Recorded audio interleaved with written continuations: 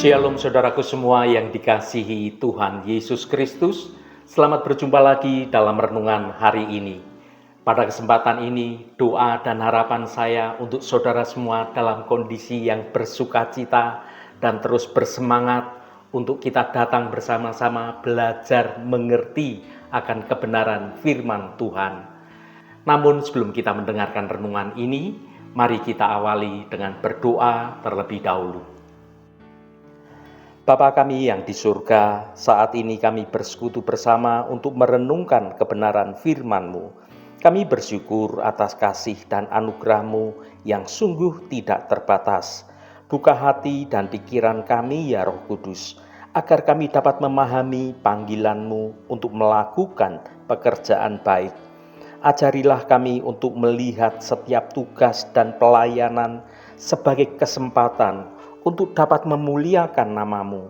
Berikan kami hikmat dan kekuatan untuk hidup seturut kehendak-Mu. Terima kasih Tuhan.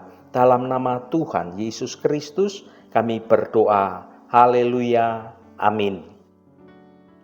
Saudaraku yang terkasih, mungkin kita sering bertanya-tanya, apa sih tujuan hidup kita yang sesungguhnya?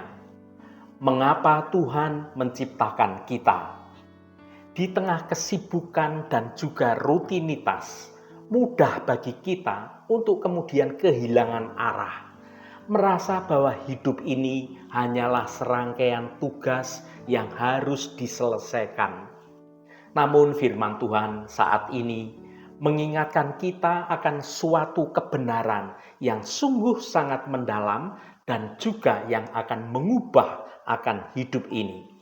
Dengan jelas, Alkitab menyatakan bahwa kita adalah buatan Allah sendiri.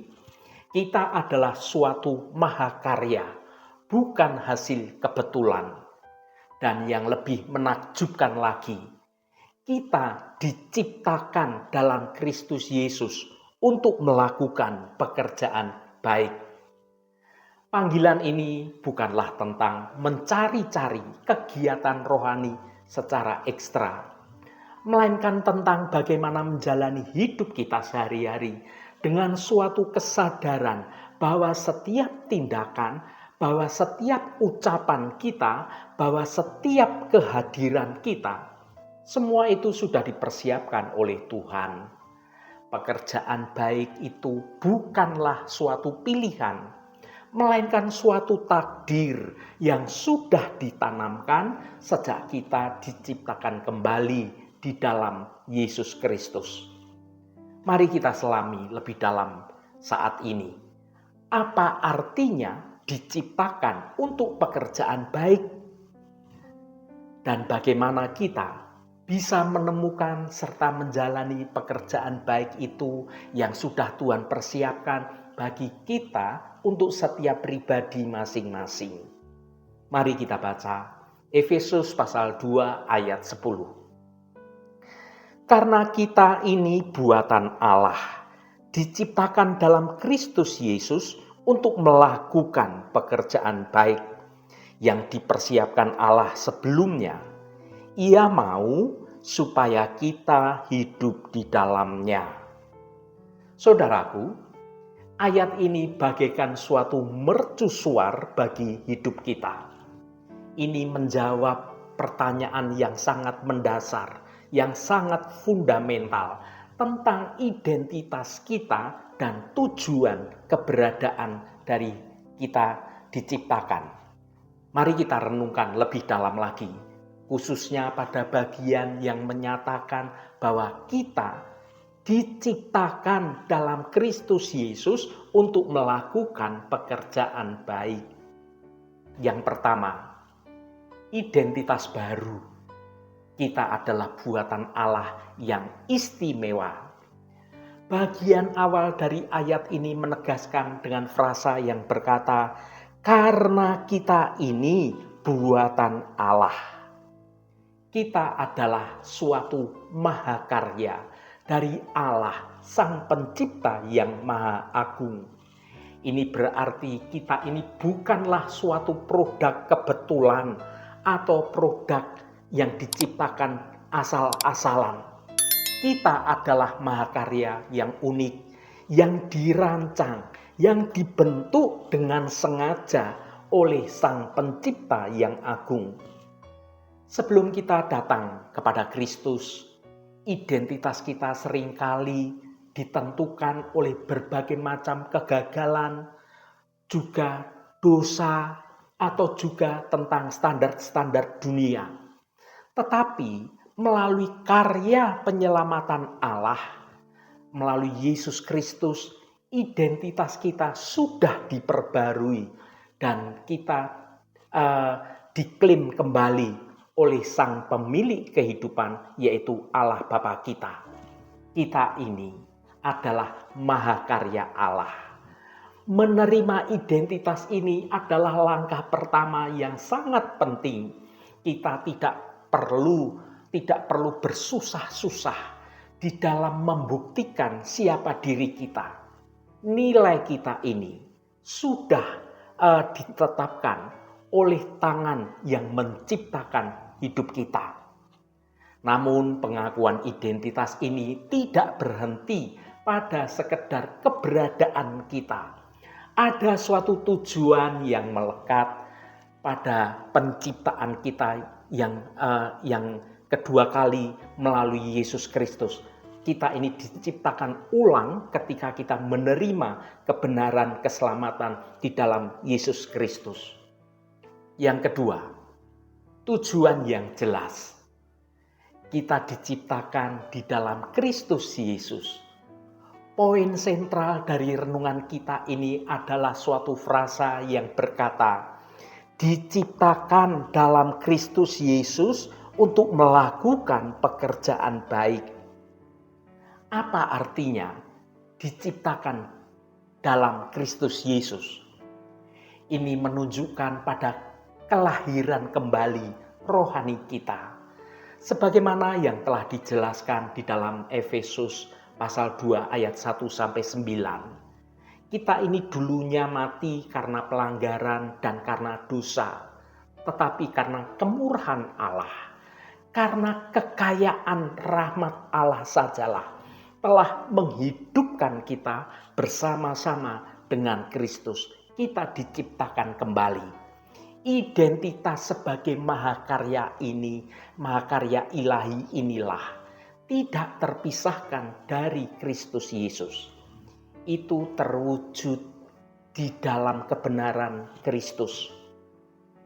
Yang pertama, pekerjaan baik adalah hasil, bukan syarat. Penting sekali untuk mengingat bahwa ayat ini datang setelah ayat 8 dan ayat 9 yang mengatakan, sebab karena kasih karunia kamu diselamatkan oleh iman, itu bukan hasil usahamu, tetapi pemberian Allah. Itu bukan hasil pekerjaanmu, jangan ada orang yang memegahkan diri. Pekerjaan baik bukanlah cara kita untuk diselamatkan, melainkan sungguh-sungguh dari buah dan juga bukti dari keselamatan itu sendiri. Kita diselamatkan oleh iman kepada Kristus dan kemudian kita diciptakan kembali untuk melakukan pekerjaan baik. Ini adalah urutan yang tidak dapat dibalik, diciptakan dan melakukan pekerjaan yang baik. Yang kedua, panggilan yang dipersonalisasi. Kata diciptakan dalam konteks ini menunjukkan bahwa penciptaan kita yang baru adalah penempatan kembali ke dalam tugas yang asli, tugas asli manusia di Taman Eden, yaitu mencerminkan karakter Allah dan mengelola semua ciptaan Allah. Namun kali ini tugas itu dilakukan dalam kuasa dan arahan Kristus Yesus. Pekerjaan baik yang dimaksud di sini bukanlah sekedar memberi sedekah atau kita rajin pergi ke gereja. Itu mencakup seluruh aspek kehidupan kita yang dihidupi di bawah otoritas Kristus. Ini berarti membawa kebenaran, tentang keadilan, tentang belas kasihan, dan juga tentang kasih Allah ke dalam setiap interaksi dan setiap bidang kehidupan. Baik itu di rumah, di tempat pekerjaan, di tempat pelayanan, di sekolah, di tempat kuliah, atau dimanapun kita ini berada. Yang ketiga, pekerjaan baik adalah sebuah jalan yang sudah dipersiapkan. Ayat ini menyimpulkan dengan suatu pernyataan yang sungguh menakjubkan. Pekerjaan baik itu dipersiapkan Allah sebelumnya. Ia mau supaya kita hidup di dalamnya. Konsep ini menghilangkan tentang kekhawatiran, tentang kehendak Allah yang secara acak. Allah yang Maha Tahu telah merancang sebuah jalan dan juga bagaimana cara hidup kita yang di dalamnya terdapat pekerjaan yang sungguh spesifik, yang sungguh unik dan dipersonalisasi untuk setiap pribadi masing-masing dari kita ini. Yang pertama, rancangan ilahi. Frasa dipersiapkan Allah sebelumnya berarti Allah telah merencanakannya, telah merancang dengan sangat matang dan menyediakan setiap kesempatan-kesempatan, juga talenta dan bahkan penderitaan yang Tuhan izinkan yang akan membentuk kita agar dapat melakukan pekerjaan yang telah Tuhan tetapkan bagi kita. Ini bukan hanya bicara tentang karir atau tentang pelayanan yang besar, tetapi tentang cara kita menggunakan waktu kita setiap hari, soal senyum kita kepada orang yang asing, tentang kesabaran kita ketika kita berkendaraan dalam lalu lintas yang sedang macet, tentang kejujuran kita di dalam berbisnis, di dalam berusaha, di dalam apapun, tentang waktu yang kita luangkan untuk memperhatikan orang-orang yang membutuhkan perhatian, juga kepada anak-anak kita, kepada keluarga kita, atau kita sekedar mendengarkan orang lain yang sedang berbeban berat yang ingin kita dengarkan, atau mendengarkan orang yang sedang berkeluh kesah. Yang kedua, panggilan untuk terus berjalan. Tujuan akhirnya adalah Ia mau supaya kita hidup di dalamnya. Panggilan untuk pekerjaan baik bukanlah suatu daftar tugas yang harus kita selesaikan, melainkan sebuah bagaimana cara kita menjalani hidup ini. Kita dipanggil untuk terus-menerus berjalan di dalam pekerjaan baik itu, menaati pimpinan Roh Kudus, langkah demi langkah, hari demi hari. Saudaraku yang dikasihi Tuhan, renungan ini harus membawa kita pada dua hal yang sangat penting. Yang pertama, syukur yang mendalam. Kita harus bersyukur karena keselamatan yang telah kita terima adalah murni dari kasih karunia Tuhan, bukan karena usaha kita. Syukur inilah yang memotivasi kita untuk melakukan pekerjaan yang baik. Yang kedua, tindakan yang berani. Kita harus berhenti mencari-cari tujuan hidup kita di dunia ini. Dan sebaliknya, kita harus mulai hidup dalam tujuan yang telah Allah tetapkan bagi kita. Tanyakan pada diri Anda sendiri, bagaimana Allah telah melengkapi diri saya dengan bakat, sumber daya, dan berbagai macam kesempatan untuk melakukan pekerjaan baik yang telah Dia persiapkan. pekerjaan baik apa yang sedang saya abaikan di lingkungan terdekat saya, dalam hal ini keluarga, tempat kita bekerja, beraktivitas, tempat lingkungan kita berada. Saudaraku, panggilan kita adalah untuk menjadi gambaran hidup dari kebaikan Allah di dunia ini. Ketika kita sebagai mahakarya Allah, maka kita harus berjalan dalam Kristus Yesus, melakukan pekerjaan baik yang telah dipersiapkan oleh Tuhan, maka dunia ini akan melihat bukan hanya tentang perbuatan baik kita, tetapi juga tentang kasih dan juga kemuliaan Sang Pencipta melalui hidup kita sehari-hari.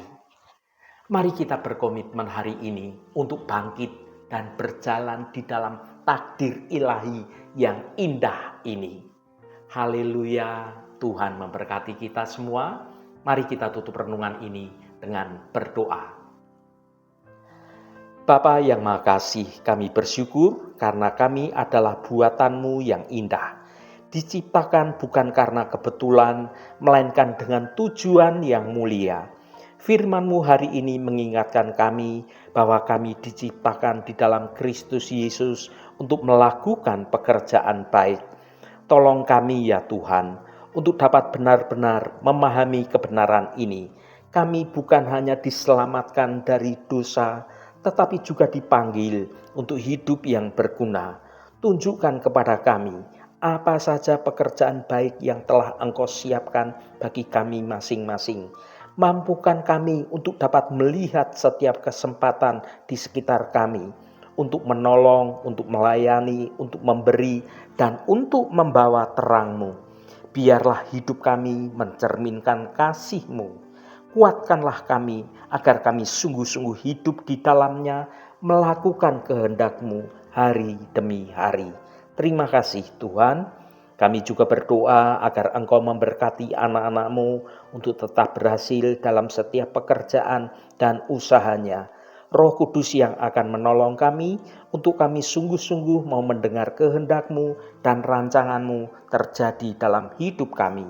Tuhan, berkatilah kami di sepanjang hari ini, di dalam tugas dan aktivitas kami, dalam studi dan pekerjaan kami, dalam pelayanan kami, dalam usaha kami, dan dalam segala hal. Tuhan akan berkati, dan kami memiliki hidup yang menyenangkan hati Tuhan, dan hidup kami dapat menjadi berkat juga bagi sesama kami. Tuhan, secara khusus kami berdoa untuk saudara-saudara kami dimanapun berada yang saat ini sedang menderita sakit. Kami mohon jamahan-Mu dalam nama Tuhan Yesus Kristus. Kuasa penyembuhan boleh terjadi pada saudara-saudara kami yang sedang sakit.